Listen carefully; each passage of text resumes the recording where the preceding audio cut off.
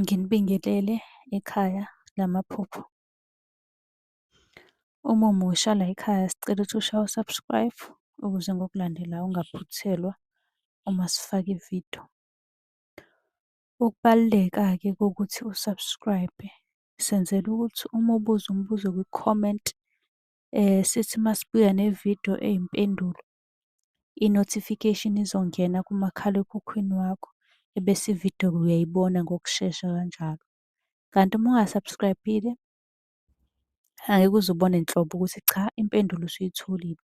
Ngakho-ke uma unombuzo buza kwi-comment sizokwenzela ividiyo. Uyakwazi futhi ukusi-inbox-a lapho ku-TikTok usi-follow-we, inbox ucele inombolo ka-WhatsApp ozobuza njalo kuyona ekuseni uma-ke kukhona isibonakaliso obenaso.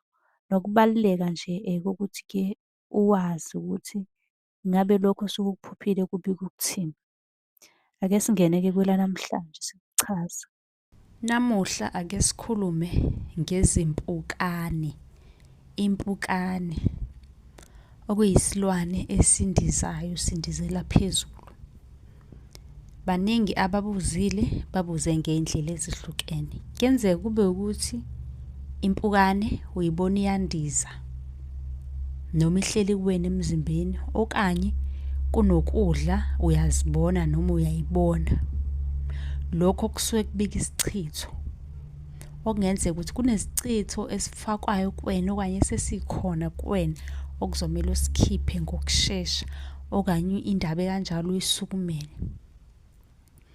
Uma unombuzo ungabuza kwi-comment, nawe sizokwenzela eyakho ividiyo siyiphoste ku-TikTok naku-YouTube.